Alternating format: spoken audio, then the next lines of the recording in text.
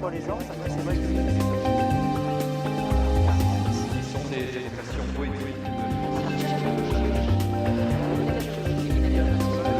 et en même temps un travail donc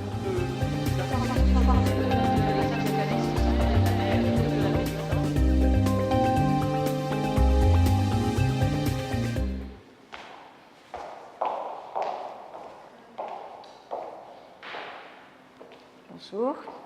Bienvenue dans cette exposition tout à fait originale, le Palais Lascaris revisité, qui, comme son nom l'indique bien, est une nouvelle lecture de son patrimoine par un regard très important, celui d'artistes contemporains. Alors, ces artistes sont au nombre de 18 et ce sont autant d'individus, autant de positions différentes sur la scène artistique. Ce sont des artistes qui ont tout à citer, tout à dire par rapport à l'histoire de l'art, celle qui les a construits. Et ce sont aussi des hôtes niçois, des personnes qui séjournent, qui sont citoyens de la ville et qui, en tant qu'artistes, en tant que personnes particulièrement averties, s'attardent naturellement au cours de leur promenade, au cours de leur visite sur les lieux patrimoniaux et notamment sur tout ce qui constitue l'art du Palais Lascaris, l'art baroque, que ce soit de l'extérieur ou de l'intérieur, que ce soit son bâtiment ou ses collections, que ce soit les collections d'art ou de musique. Tout ceci a été sujet à un moment ou à un autre de leur création et c'est dans cette création que nous sommes allés puiser les évocations du passé. Alors suivez-moi pour découvrir ce parcours et au rez-de-chaussée, voici une œuvre emblématique du propos. Il s'agit d'une œuvre d'Armand. Armand, ce monstre sacré, ce grand artiste qui effectivement a fait rayonner Nice parce qu'il était niçois et qu'il s'est installé, qu'il a longuement travaillé à Nice. Et dans cette sculpture ici présentée, il s'agit d'un double jeu, d'un regard sur l'art, d'un regard sur la musique. Et évidemment, cette œuvre qu'il appelle Orbe ou Les Amants a aussi un sens, c'est-à-dire qu'il y a une histoire d'amour entre l'art du passé, entre l'art contemporain, entre tout ce qui tisse cette sensibilité qui fait que le monde va être perçu avec une grande dose d'affectif, d'émotion. L'exposition commence par un portrait de Cavour réalisé par Ben. Et là, c'est une évocation de l'histoire dans laquelle se situe l'histoire du Palais Lascaris, l'histoire de Nice, du Palais Lascaris, du comté de Savoie, jusqu'à la fin de son histoire et au moment où Nice va devenir française. Il est amusant, évidemment, de rentrer dans le propos de Ben, qui joue effectivement avec l'histoire et qui débat de ce moment très particulier où Nice change d'identité.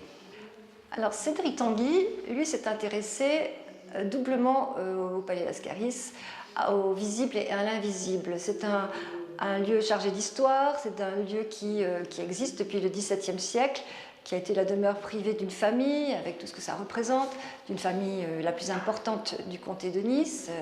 C'est toute cette charge se perçoit quand on visite le lieu, cet art baroque chargé de symboles. Et puis aussi, c'est un musée avec des choses qui ne se voient pas, un musée avec une histoire cachée.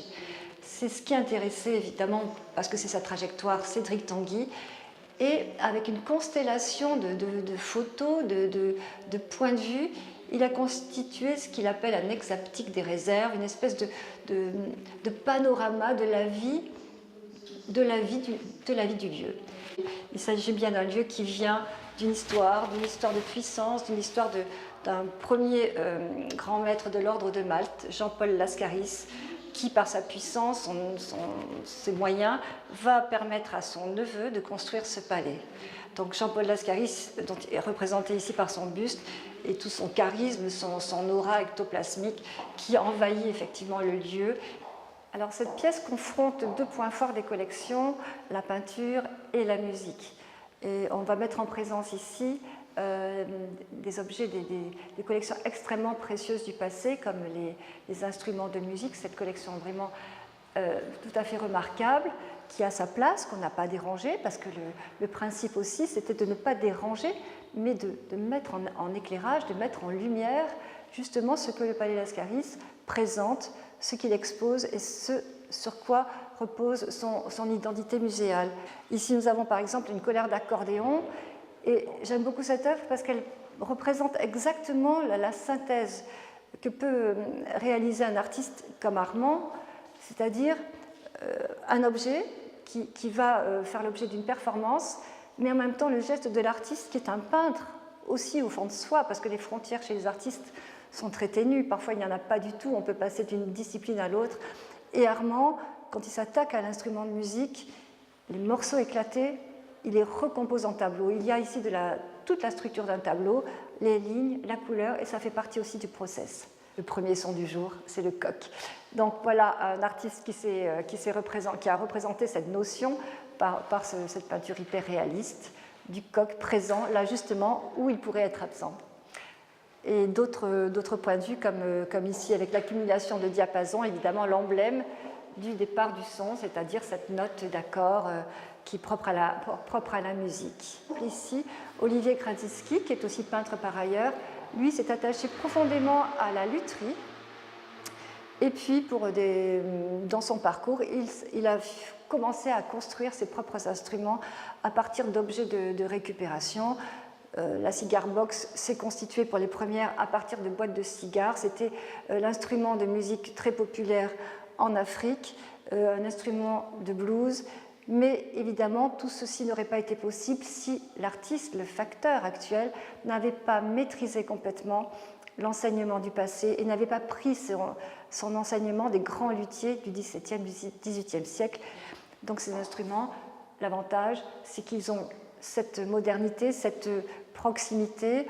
On voit bien qu'ils sont constitués en partie d'objets récupérés comme des boîtes métalliques de cigares ou bien de bidons d'huile, et nous connaissons la fameuse huile d'olive Alzieri chez nous à Nice. Voilà, c'est une démonstration de comment le passé s'adapte au présent. Alors par exemple, Cédric Tesser, pour ne parler que du support, lui va s'attaquer à la question du châssis, de la matière peinture, de son combat avec ce point très très précis qui est la matière peinture, au point de la réduire au monochrome et à une substance qui réagit physiquement et qui se passe du cadre et qui se passe d'une forme.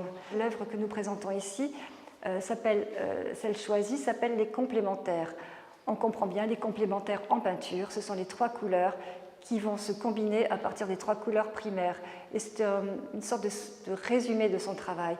Quelque chose va discuter avec quelque chose d'autre, et en fait, c'est exactement la réplique. Quand on prend les lettres, par exemple, des couleurs primaires jaune, bleu, rouge, les lettres correspondantes sont peintes en jaune, en bleu, en rouge. Quand on prend les lettres des couleurs complémentaires qui composent cet anagramme, orange, violet et vert, les lettres sont de cette couleur. Et puis, tout ceci se font pour composer une sorte de poésie et d'autres idées. Voilà la distribution de Jean Dupuy qui finalement résume aussi que il est revenu à la peinture. Cette pièce est un autre point de vue. C'est un ensemble d'œuvres qui va évoquer la condition humaine, la vanité, des grandes questions qui se posent au XVIIe et au XVIIIe siècle. À travers l'œuvre de Natacha Le Sueur, le corps, la parure prennent une autre dimension, sont mises en évidence comme des choses baroques, consommables, périssables, attractives, mais derrière lesquelles se cachent d'autres choses, évidemment, ce côté éphémère, cette tromperie que peut aussi révéler la photographie, double jeu.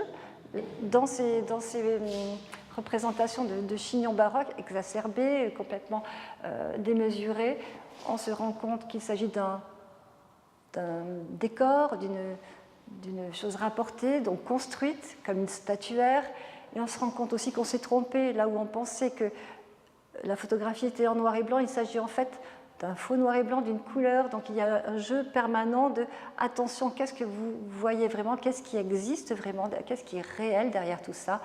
Il y a dans cette vitrine l'œuvre de Bruno Pelassi, un artiste assez inclassable qui est en marge de la Villa Arson, en marge de toutes les disciplines, qui s'est intéressé, qui a été formé à l'orfèvrerie, et donc il a ce métier extrêmement précieux, extrêmement délicat, et il en constitue un travail très baroque, par goût, mais aussi marqué par son destin puisqu'il va apprendre qu'il est malade et qu'il va mourir très jeune. Ce blouson qui porte un cœur, mais qui était le blouson qu'il portait de son vivant et qu'il va mettre en scène avant sa disparition.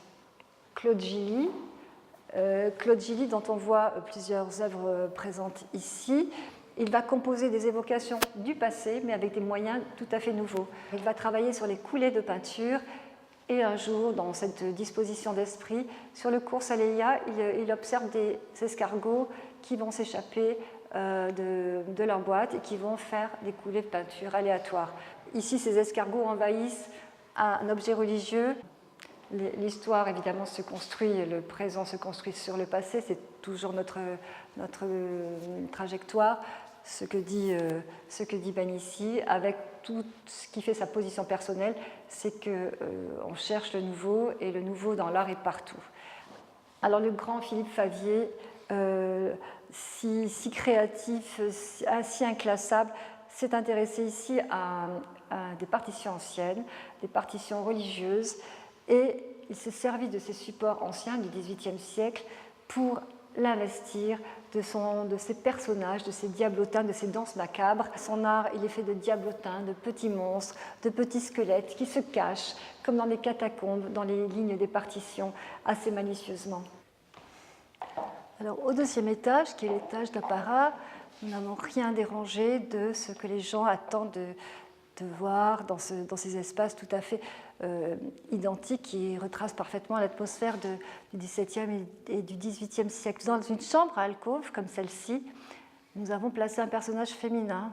Donc en fait, cette femme qui est très très belle, qui s'appelle la comtesse de Castiglione, qui est la cousine de Cavour, va être envoyée en négociateur pour influer tant qu'elle le peut auprès de Napoléon III pour l'inciter à soutenir Victor Emmanuel II.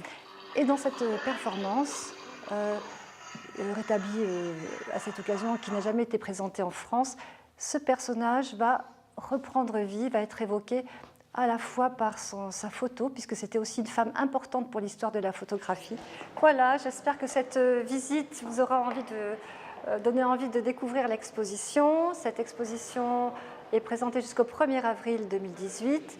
Elle sera agrémentée très régulièrement de micro-visites, de concerts, de rencontres avec les artistes. Et tout ceci sera en ligne, annoncé régulièrement en ligne, sur la page culture du Palais Lascaris, sur le site de la ville de Nice. Et évidemment, il y aura toujours plus à découvrir sur les petits secrets, les petites merveilles du Palais Lascaris. Et évidemment, toujours plus à découvrir sur ces artistes qui les ont honorés aujourd'hui.